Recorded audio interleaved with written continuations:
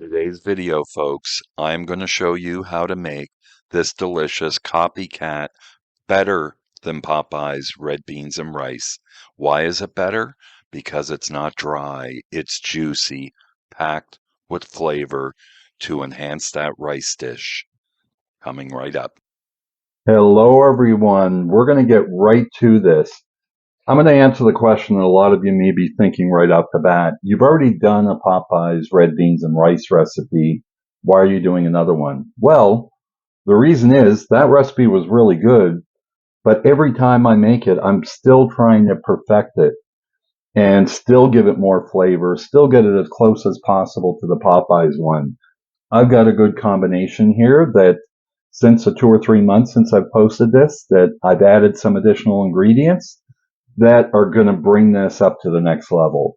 So let me go through them really quickly here. As before, we have chicken stock, 4 cups to be specific, no salt added.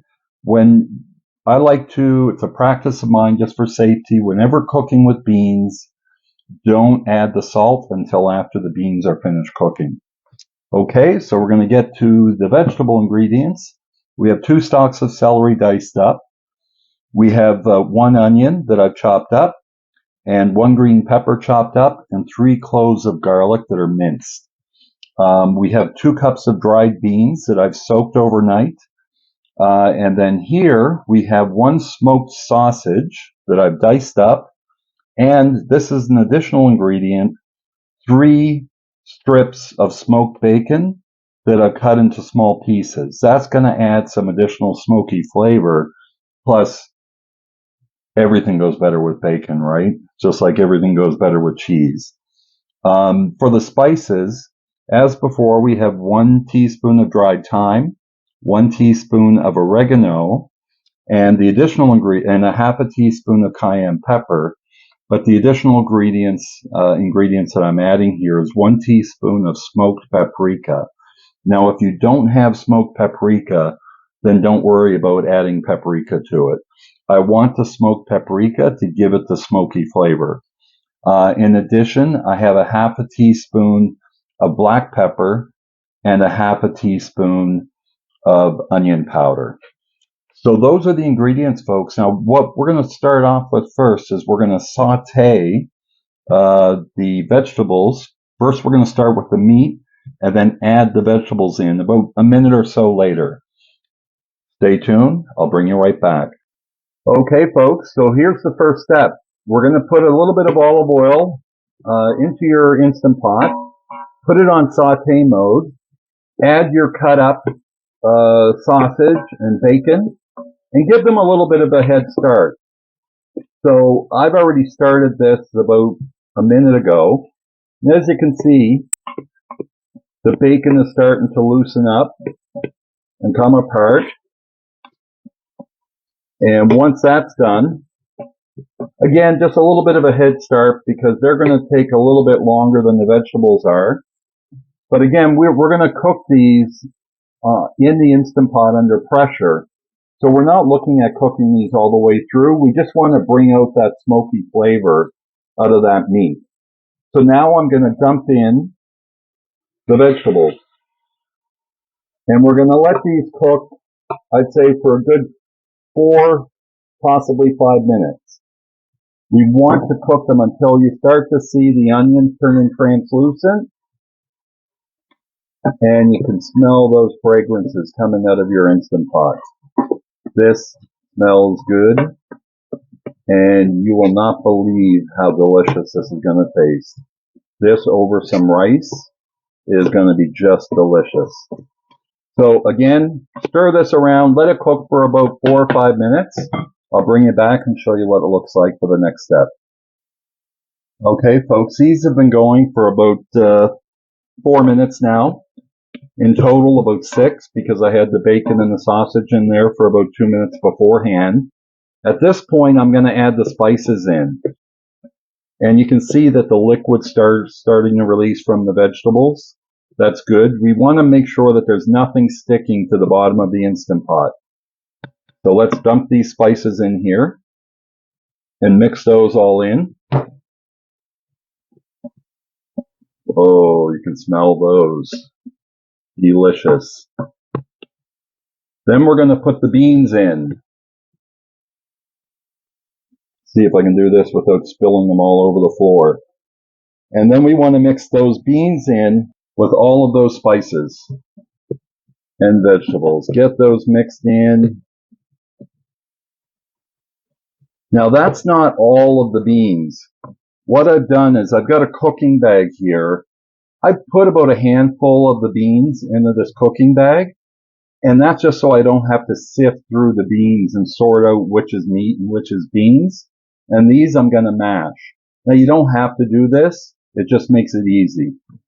So once those are all mixed up, we're going to go ahead and add that chicken stock in. So again, this is 4 cups. We're going to pour that in, give it a good stir. And what I like to do whenever I'm cooking soups and stews is let this come up in temperature if you're putting cold ingredients in. So I'm going to leave this on saute mode for about 5 more minutes just to warm up the liquid before I bring you back and then put it on pressure mode. Stay tuned. I'll be right back. Okay, folks, that's been about 5 minutes. That's heated up there good. So I'm just going to give them one final stir. I've got my bag in there as well. Make sure nothing's sticking to the bottom. Then we're going to go ahead and start this cook. Stay tuned. Coming right up. We'll get this started. Okay, folks, so I canceled the saute mode. And one little tip before I go on and we start the cook. If you're curious whether it was heated up long enough, and again, it's not necessary. It's just going to shorten the cook time for it to come up to pressure, and it lowers the risk of a burn error on your Instant Pot. What you can do is take a meat thermometer, stick it in, and if you see the temperature up into the high 100s, you know that you're getting close to boiling because the water boils or liquid boils at around 212 degrees Fahrenheit. So that's a little tip for you. Now let's start this cook. So we've got our lid on. We have it set to sealing. We're going to go to pressure cook. We're going to cook it on high pressure, and we're going to cook it for 15 minutes. Again, these are pre-soaked, so it doesn't have to cook as long.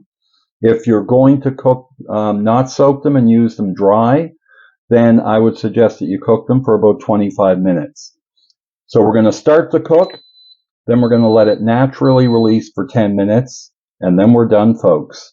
The next thing that we'll do is pop the lid after the 10 minutes is up, take that little sack of beans that I had set aside. We're going to mash those and incorporate them in. But I'll show you as we do that when we come back. Stay tuned. Okay, folks, here we go. Watch that steam.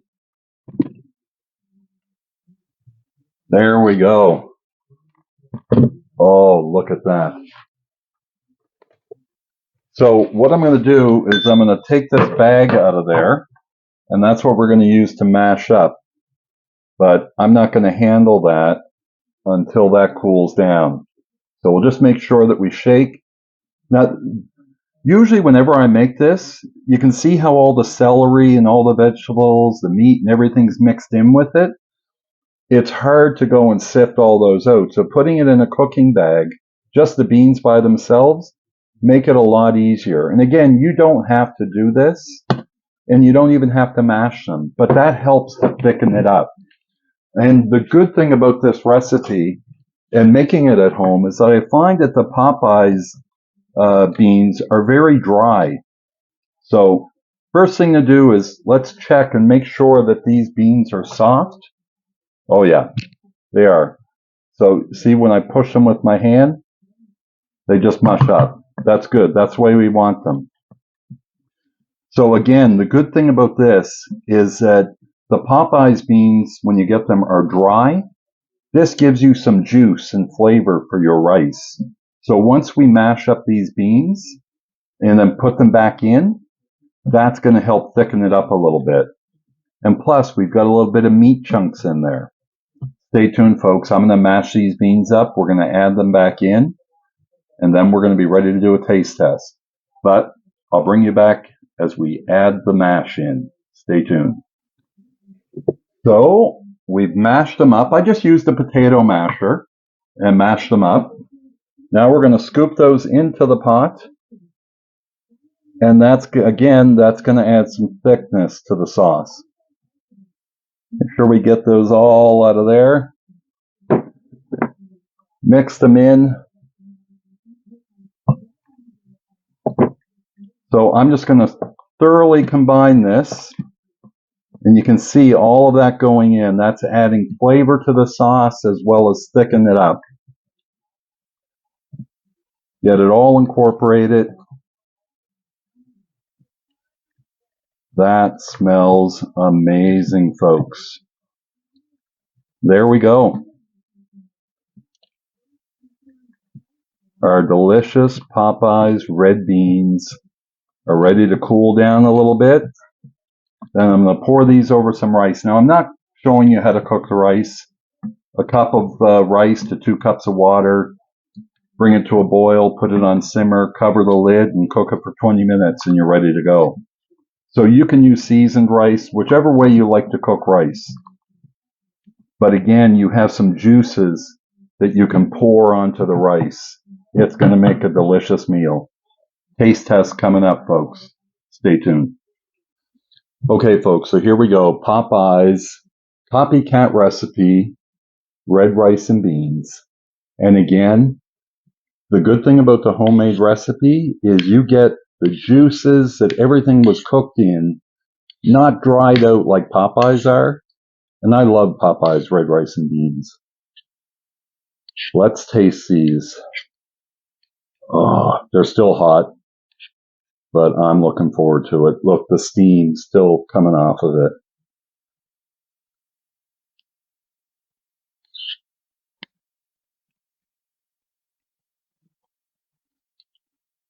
Much better.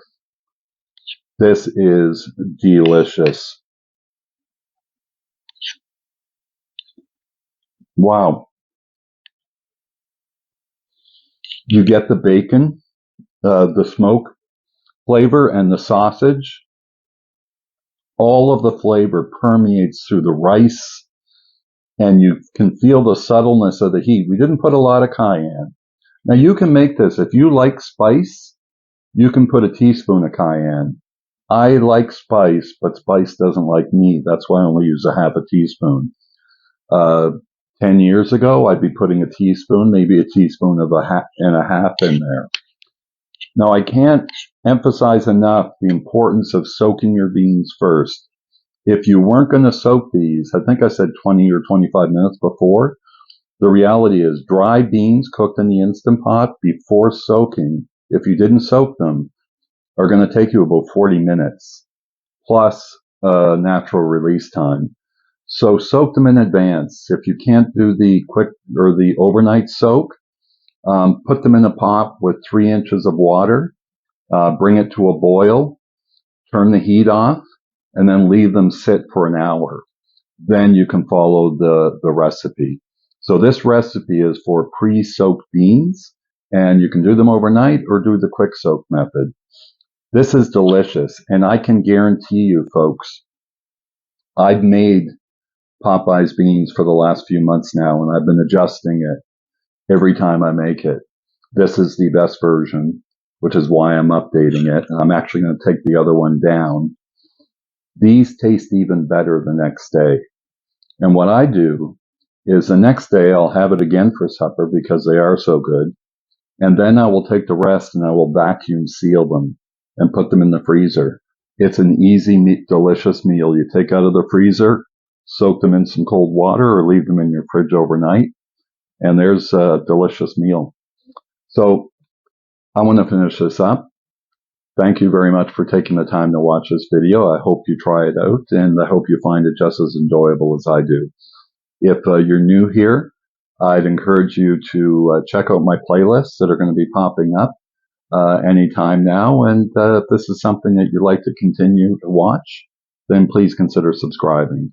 It's not just recipes. I try to do 2 recipes a week, and then also add in food reviews. Basically everything in the culinary world that's enjoyable and good. because that's the name of the channel. It's Good with Jamie Paycheck. So folks, thank you again. And thanks to my subscribers for watching. And I'm going to go finish this off. Jamie, signing off.